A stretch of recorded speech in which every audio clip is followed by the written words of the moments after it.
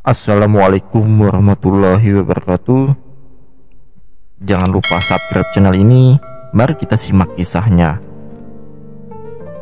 Di masa yang penuh cobaan, di mana kebaikan dan keburukan beriringan, hiduplah seorang anak yang terpilih oleh Allah. Ia adalah Yahya, putra Nabi Zakaria alaihissalam. Seseorang pemuda yang tumbuh dalam lingkungan yang penuh tantangan. Banyak orang yang mengaku beriman, namun tetap melakukan dosa ketika tidak ada yang melihatnya. Di tengah kondisi ini, Nabi Zakaria merasa cemas akan nasib kaumnya. Ia berdoa dengan penuh harapan, memohon kepada Allah agar dikaruniai seorang anak yang dapat meneruskan dakwah dan membimbing umatnya ke jalan yang benar. Maka turunlah malaikat membawa kabar gembira. Wahai Zakaria, Allah telah mengabulkan doamu. Engkau akan memiliki seorang anak yang bernama Yahya, seorang pemuda yang akan menjadi panutan bagi kaummu. Kabar tersebut membawa kegembiraan yang mendalam bagi Nabi Zakaria. Dengan hati yang penuh rasa syukur, beliau tahu bahwa doa-doanya telah dikabulkan. Namun, ia juga menyadari tanggung jawab besar yang akan diemban oleh Yahya kelak. Sebagai orang tua, ia bertekad untuk mendidik Yahya dengan segala ilmu yang bermanfaat, agar sang anak dapat melanjutkan perjuangan dakwah dengan bijaksana. Yahya tumbuh sebagai anak yang cerdas, rajin belajar, dan memiliki akhlak yang luhur. Berbeda dengan anak-anak lain yang gemar bermain, Yahya lebih memilih mendalami ilmu agama. Ayo Yahya, kita bermain bersama, ajak teman-temannya. Namun Yahya dengan lembut menolak. Maaf saudaraku, aku tidak diciptakan untuk sekedar bermain. Aku ingin memahami firman Allah dan mengamalkannya. Meskipun masih muda, Yahya menunjukkan kedewasaan yang luar biasa. Dia tidak terpengaruh oleh godaan duniawi yang sering mengalihkan perhatian anak-anak seusianya. Hati dan pikirannya benar-benar tercurah pada Allah, menjadikan setiap tindakannya penuh dengan kebaikan.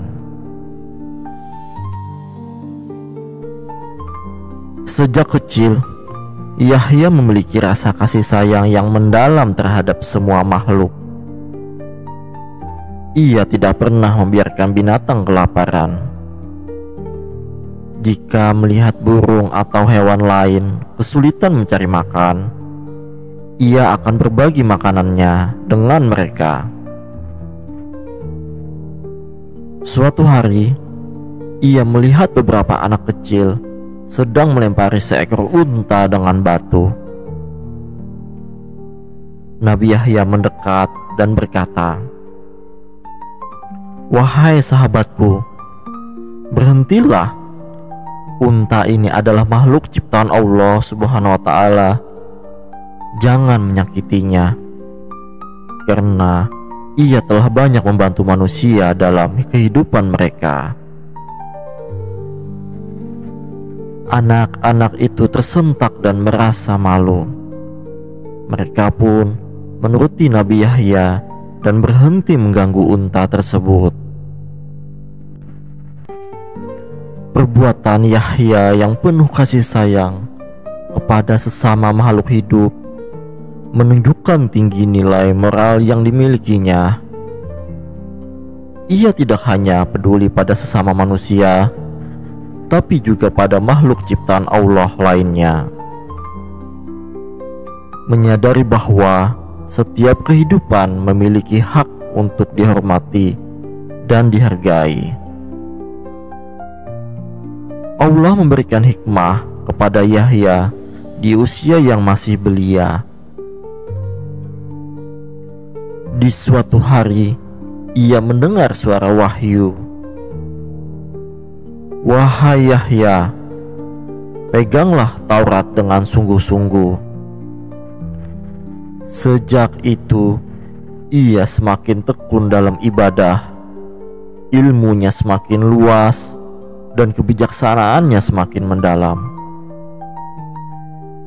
Orang mulai menghormatinya, bukan hanya karena kepandaiannya, tapi juga karena kelembutan hatinya.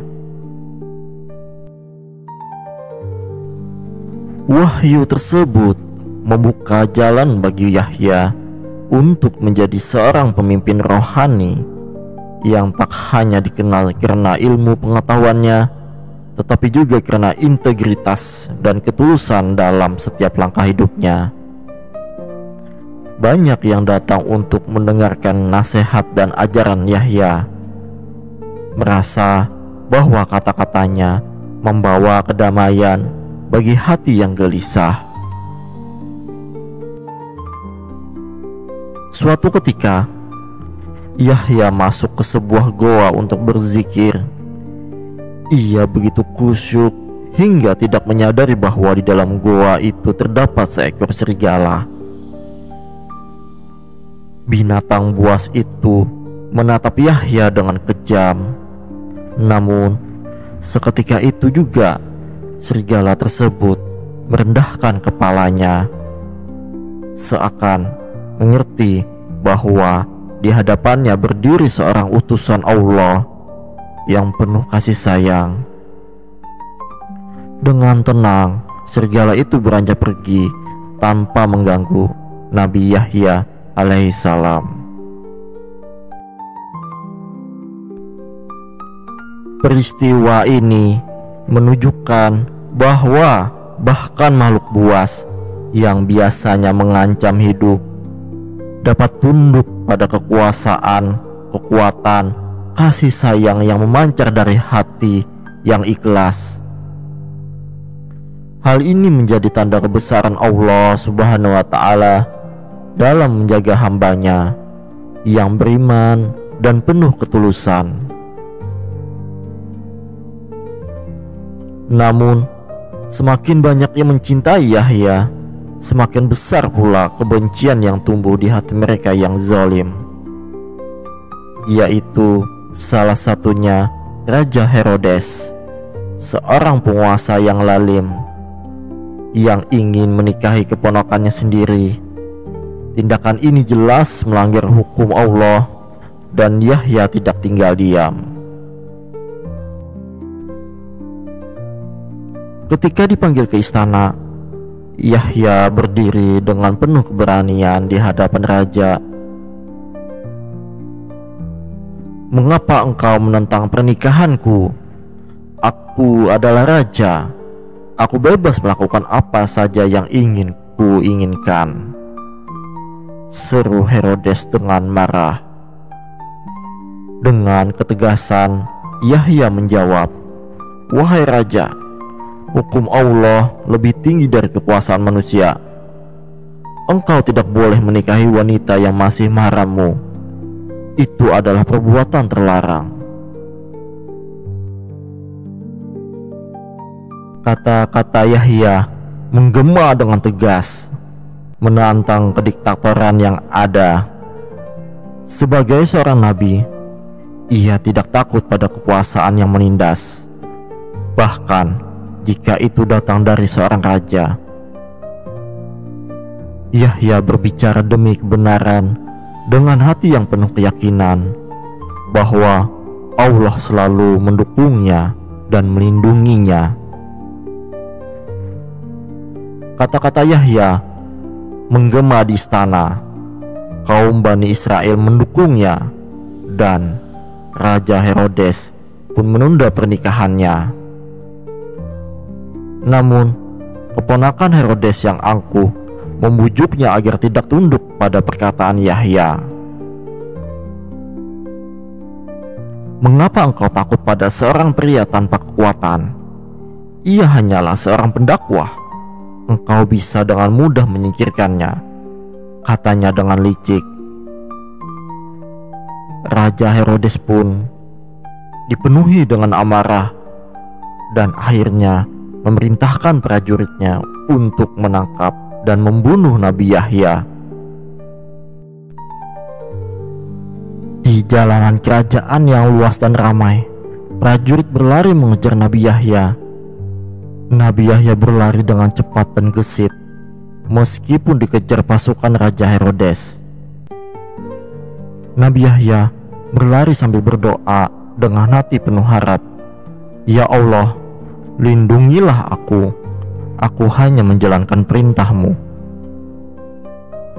Nabi Yahya tidak takut karena ia tahu bahwa Allah akan selalu melindunginya. Namun, cobaan yang ia hadapi sangat berat.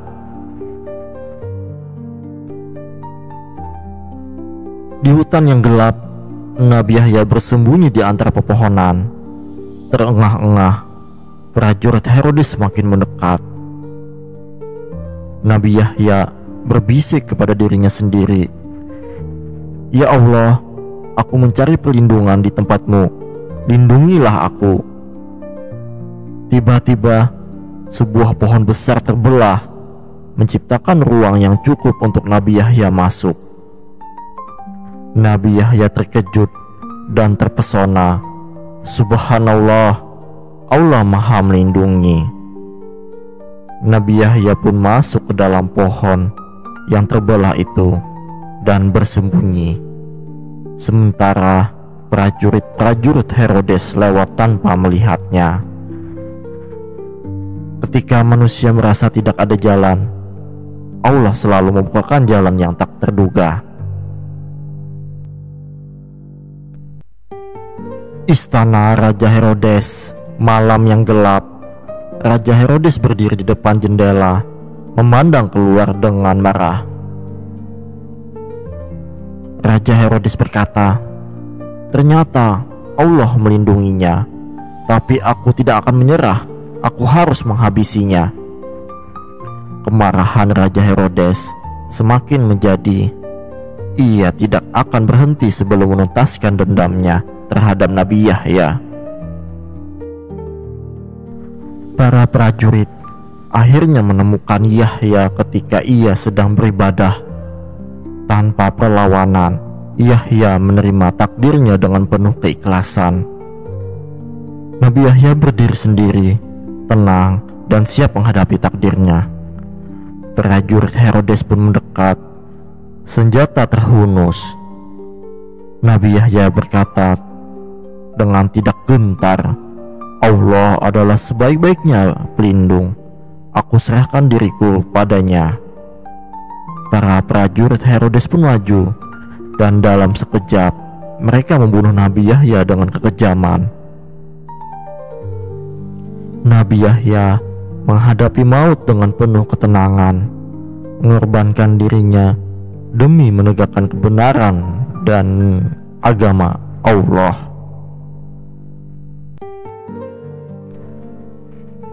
Meskipun ajal menjemputnya dengan cara yang tragis, perjuangan Yahya tidak sia-sia.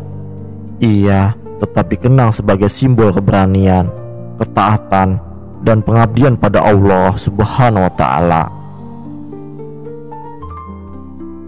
Malam yang gelap, kaum Bani Israel berkumpul, menangis dan meratap atas kematian Nabi Yahya. Mereka merasa kehilangan sosok yang penuh cahaya dan kasih sayang. Dengan kepergian Nabi Yahya, Bani Israel kehilangan sesosok pemimpin yang penuh kasih, yang selalu menuntun mereka ke jalan yang benar. Di sisi lain, Nabi Zakaria yang telah menua juga dikejar oleh pasukan Herodes. Dengan langkah tertatih, ia mencari tempat bersembunyi. Ketika kelelahan hampir menguasainya, terdengarlah suara dari sebuah pohon. "Masuklah ke dalamku." Zakaria pun masuk ke dalam batang pohon yang terbelah. Para prajurit kebingungan mencari jejaknya. Namun, iblis yang licik menunjukkan tempat persembunyian Zakaria dengan kejam. Mereka menebas pohon itu dan mengakhiri kehidupan Nabi Zakaria.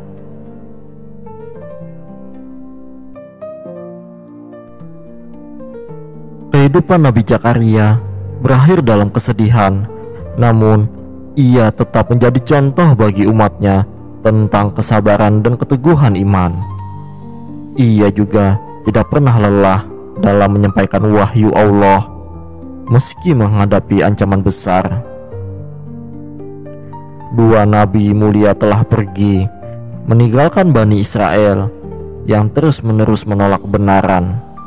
Mereka kehilangan dua cahaya petunjuk yang seharusnya membimbing mereka.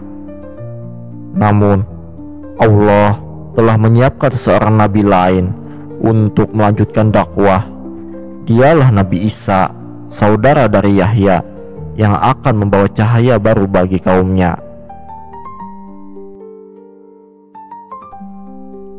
Dari kisah Nabi Yahya, kita belajar tentang keberanian dalam mempertahankan kebenaran, kasih sayang terhadap sesama makhluk, dan keteguhan dalam menjalankan perintah Allah.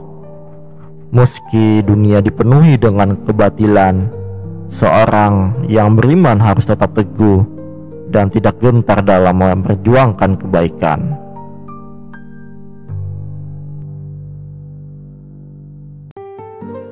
Tamat.